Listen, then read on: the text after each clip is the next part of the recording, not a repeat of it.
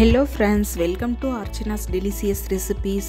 நம்ம வீடியோல இன்னைக்கு என்ன பார்க்க போறோம்னா எல்லாருக்கும் ரொம்ப பிடிச்ச நெய் மைசூர் பாக் எப்படி செய்யலாம்ன்றத பார்க்கலாம். இந்த நெய் மைசூர் பாக்க பாத்தீங்கன்னா கரெக்ட்டான அளவுல கரெக்ட்டான பக்குவத்துல நாம செஞ்சோம்னா நெய் மைசூர் பாக்க அடிச்சிக்க முடியாது, அந்த அளவுக்கு டேஸ்டா இருக்கும். அதே போல இந்த நெய் மைசூர் பாக் செய்யிறதுமே ரொம்ப ஈஸி தான். நெய் மைசூர் பாக் செய்யறதுக்கு தேவையான பொருட்கள் என்னென்னு பார்த்துடலாம். ஃபர்ஸ்ட் வந்து 1 கப் அளவு கடலை மாவு எடுத்திருக்கோம். அதே போல் 1 கப் அளவு சர்க்கரை எடுத்திருக்கோம். கூடவே 1 கப் அளவு நெய் எடுத்து வச்சுருக்கோம்.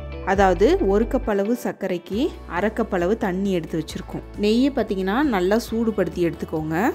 இப்போ நெய் மைசூர் பாக்கு செஞ்சு அதில் ஊற்றுறதுக்காக ஒரு ட்ரேயில் வந்து நெய்யை வந்து க்ரீஸ் பண்ணி எடுத்து வச்சுருக்கோம். இப்போ நம்ம செய்ய ஆரம்பிச்சிடலாம். அந்த பவுலில் நம்ம வச்சுருந்த கடலை மாவு எல்லாத்தையும் சேர்த்துக்கலாம். இந்த கடலை மாவை பார்த்திங்கன்னா நம்ம வீட்லேயே அரைச்சது, முடிஞ்ச அளவுக்கு வீட்டில் அரைச்ச மாவை யூஸ் பண்ணுங்கள். இப்போ நம்ம சூடுபடுத்தி வச்சுருந்த நெய் இருக்கு இல்லையா, அதை வந்து நம்ம கொஞ்சமாக சேர்த்துட்டு இதை நல்லா மிக்ஸ் பண்ணி விட்டுக்கலாம். இந்த கடலை மாவை பார்த்திங்கன்னா நம்ம வந்து நல்லா தண்ணி மாதிரி கலந்து வச்சுக்கணும். அப்போ தான் செய்யறதுக்கு ரொம்ப ஈஸியாக இருக்கும். அதாவது இந்த சூடான நெய்யை வந்து இந்த கடலை மாவில் சேர்க்கும் பொழுது இந்த கடலை மாவோட பச்சை வாசனை எல்லாமே கொஞ்சம் போயிடும். இது போல் கொஞ்சமாக ஊற்றி இது வந்து தண்ணி மாதிரி நல்லா கலந்து வச்சுக்கோங்க. பாருங்கள், கன்சிஸ்டன்சி இந்த அளவுக்கு இருக்கணும். இப்போ நம்ம கடலை மாவை வந்து நெய் கூட சேர்த்து நல்லா கலந்து வச்சாச்சு. இப்போ செய்ய ஆரம்பிக்கலாம். அதுக்கு ஒரு கடாயை சூடுபடுத்திட்டு அந்த கடாயில் நம்ம எடுத்து வச்சுருந்த 1 கப் அளவு சர்க்கரையை சேர்த்துக்கலாம். கூடவே 1 கப் அளவு சர்க்கரைக்கு 1/2 கப் அளவு தண்ணி சேர்த்துக்கலாம். அதாவது சர்க்கரை எந்த அளவுக்கு மூழ்குமோ அந்த அளவுக்கு தண்ணி சேர்த்துக்கோங்க. சேர்த்துட்டு இதை வந்து நல்லா மிக்ஸ் பண்ணிகிட்டே இருங்க. மைசூர் பாக் செய்யும் பொழுது பார்த்தீங்கன்னா நீங்கள் கொஞ்சம் கனமான கடாயாக பார்த்து எடுத்துக்கோங்க. லைட் வெயிட்டாக இருக்கிற கடாயை எடுத்திங்கன்னா சீக்கிரமாக அதை அடிப்பிடிக்க ஆரம்பிச்சிரும். கனமான கடாயாக இருந்தால் மைசூர் பாக் செய்யறதுக்கு நல்லாயிருக்கும்.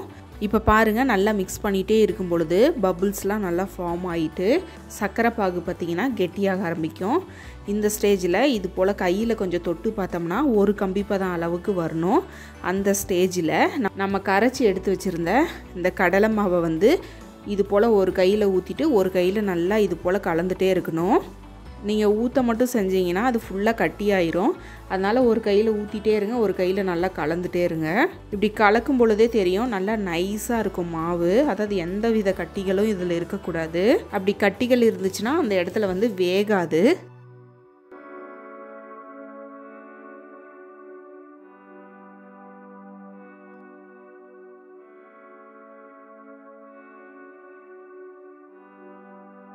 இப்போ பாருங்கள், தண்ணி மாதிரி இருந்த இந்த மைசூர் பாக்கு எல்லாமே லைட்டாக கெட்டியாக ஆரம்பிக்குது. இப்படி கெட்டியாகும் பொழுது நல்ல பபுள்ஸ்லாம் வர ஆரம்பிக்கும். இந்த ஸ்டேஜில் மீதி நெய்யை வச்சுருந்தோம் இல்லையா, அதை வந்து கொஞ்சமாக சேர்த்துக்கணும். ஒரே சமயத்தில் எல்லா நெய்யும் சேர்க்கக்கூடாது. அதாவது கொஞ்சமாக சேர்க்கணும். கடலை மாவை சேர்த்ததுக்கப்புறம் நம்ம வந்து கலந்துகிட்டே இருக்கணும். கொஞ்ச நேரம் கூட கலக்காமல் விடக்கூடாது. அப்படி விட்டோம்னா அடியில் ஃபுல்லாகவே கரிய ஆரம்பிச்சிரும். அதனால் நம்ம கலந்துகிட்டே இருக்கணும்.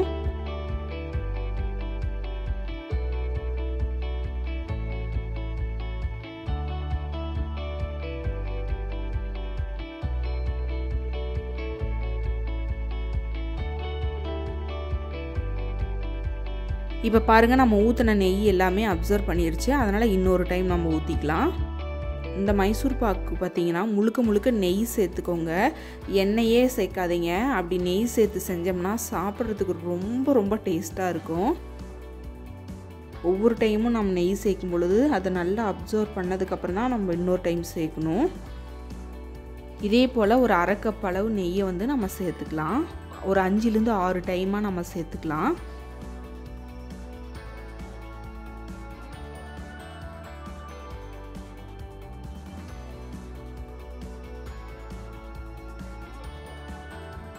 நம்ம நல்லா கலந்துகிட்டே இருக்கும் பொழுது கடாய் ஓரங்களில் இது போல் நல்லா ஒட்டி இருக்கும் கடலை மாவெல்லாம். அதை எடுத்து விட்டு நம்ம வந்து இது போல் கலந்துக்கலாம். அதே போல் அந்த மைசூர் பாக்கு எல்லாமே நல்லா வெந்து வந்துருச்சுன்னா இந்த கடாய் ஓரங்களில் பார்த்திங்கன்னா நம்ம சேர்த்துருந்த நெய் எல்லாமே நல்லா கசிஞ்சு வரும். அது மட்டும் இல்லாமல் அந்த கடாயில் வந்து கொஞ்சம் கூட மாவு ஒட்டாது. நல்லா சுருண்டு இந்த மாதிரி வரும். அந்த ஸ்டேஜில் வந்து நம்ம ஸ்டவ்வை ஆஃப் பண்ணிடலாம். அதாவது அதுக்கு கொஞ்சம் அதிகமாக நீங்கள் விட்டிங்கன்னா கூட மைசூர் பாக்கு எல்லாமே கெட்டியாக ஆரம்பிச்சிரும். அதனால் நீங்கள் பதமாக பார்த்து எடுத்துக்கணும். இப்போ பாருங்கள், நம்மளோட மைசூர் பாக்கு வந்து ரெடி ஆயிடுச்சு. நம்ம ஸ்டவ்வை ஆஃப் பண்ணிவிட்டு ஆல்ரெடி க்ரீஸ் பண்ணி வச்சுருந்த பேனில் வந்து இது போல் ஊற்றிடலாம்.